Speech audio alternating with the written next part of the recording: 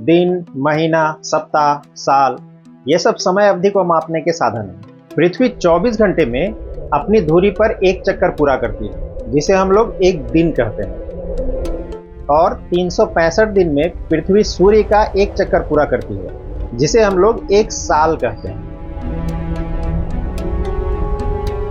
एक महीना चंद्रमा के पृथ्वी का चक्कर लगाने से जुड़ा हुआ है। चंद्रमा लगभग 29 से 30 दिन में पृथ्वी का एक चक्कर पूरा करती है। यानी दिन, महीना, साल, ये सब खगोलीय घटनाओं पर आधारित समय को मापने के साधन हैं। पर अगर मैं आपसे पूछूं कि ऐसी कौन सी खगोलीय घटना है जो सप्ताह से जुड़ी हुई है, यानी ऐसी कौन सी खगोलीय घटना है जो हर 7 दिन में अपने आप को दोहराती है, इसका जवाब है कि ऐसी कोई भी खगोलीय घटना नहीं है जो सीधे तौर पर सप्ताह के 7 दिनों को निर्धारित करती है। सप्ताह में 7 दिनों का होना पूरी तरह से इंसानों के द्वारा बनाई गई व्यवस्था है। लेकिन जब इंसानों के द्वारा ही बनाया गया है तो 8 दिन क्यों नहीं, 5 दिन या 10 दिन क्यों नहीं? अगर एक दिन मोदी जी अचानक टीवी पर आकर कहें कि भाइयों और बहनों, अब सप्ताह 7 दिनों के बजाय 10 दिनों का होगा, तो सोचिए कैसा लगेगा। पर क्या आपको पता है, इतिहास में कुछ देशों ने ऐसा करने की भी कोशिश की है। वीडियो को अंत तक जरूर देखिए। इस वीडियो में हम सप्ताह में 7 दिन होने से संबंधित पूरे इतिहास को समझने का प्रयास करेंगे।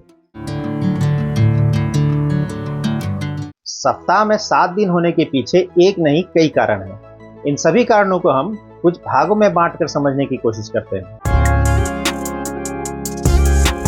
करीब 4000 साल पहले मेसोपोटामिया की बेबीलोन सभ्यता में, जो कि वर्तमान में इराक नाम का देश है, वहाँ के लोग रात के आकाश का अध्ययन किया करते थे।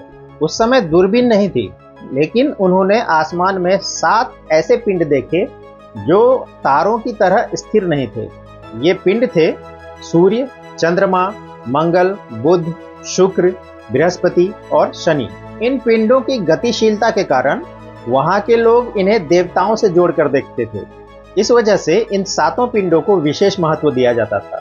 हालांकि उस समय इनके नाम कुछ और हुआ करते थे। बेबीलोन के लोगों ने इन 7 पिंडों के नाम को 7 अलग अलग दिनों के साथ जोड़ दिया, ताकि उन्हें दिन का हिसाब रखने में आसानी हो। यहीं से 7 दिनों वाले सप्ताह की शुरुआत मानी जाती है। दुनिया के अलग अलग हिस्सों में अलग अलग सभ्यताएं फल फूल रही थी।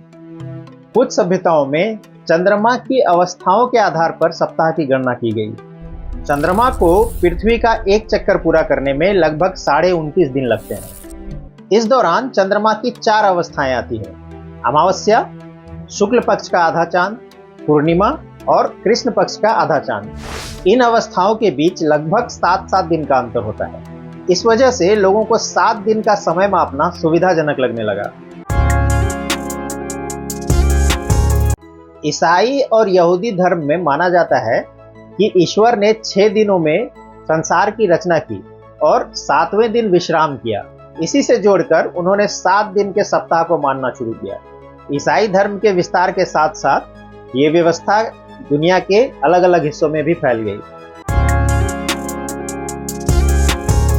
वैदिक काल में समय की गणना मुख्य रूप से तिथि, पक्ष, मास और ऋतु के आधार पर की जाती थी। उस समय आज के जैसा 7 दिनों वाला सप्ताह प्रमुख नहीं था। बाद में भारतीय ज्योतिष, व्यापारिक संपर्क और सांस्कृतिक आदान प्रदान के कारण यह प्रणाली पूरे भारत में प्रचलित हुई। प्राचीन भारतीय खगोलविदों ने ज्योतिष शास्त्र में प्रयोग होने वाले नवग्रहों राहु, केतु, सूर्य, चंद्र, मंगल, बुध, बृहस्पति, शुक्र और शनि में से राहु और केतु को छोड़कर अन्य 7 ग्रहों को 7 दिनों के साथ जोड़ दिया। 5वीं शताब्दी के कुछ ग्रंथों जैसे सूर्य सिद्धांत और आर्यभट्टी में सप्ताह के 7 दिनों के नाम मिलते हैं। इससे पता चलता है कि उस समय तक 7 दिनों वाला सप्ताह भारत में अच्छी तरह प्रचलित हो चुका था। फ्रांस में 1793 की क्रांति के बाद 10 दिन का सप्ताह लागू किया गया था। इसी तरह सोवियत संघ ने भी 1929 में 5 दिन और बाद में 6 दिन का सप्ताह लागू करने की कोशिश की, लेकिन लोगों को यह व्यवस्था पसंद नहीं आई। धार्मिक परंपराएं, व्यापार, छुट्टियां और अंतर्राष्ट्रीय तालमेल बिगड़ने लगा। कुछ ही वर्षों में दोनों देशों को फिर से 7 दिनों वाले सप्ताह पर लौटना पड़ा। इसी तरह धीरे धीरे दुनिया के सभी देशों ने 7 दिनों वाले सप्ताह की व्यवस्था को अपना लिया।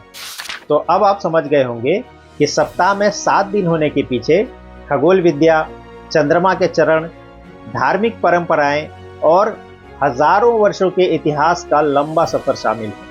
आशा है आपको ये वीडियो बहुत पसंद आई होगी। वीडियो को लाइक और शेयर जरूर करें और ऐसे ही मनोरंजक और रोचक जानकारी से भरपूर वीडियो देखते रहने के लिए हमारे चैनल को सब्सक्राइब जरूर करें। जय हिंद।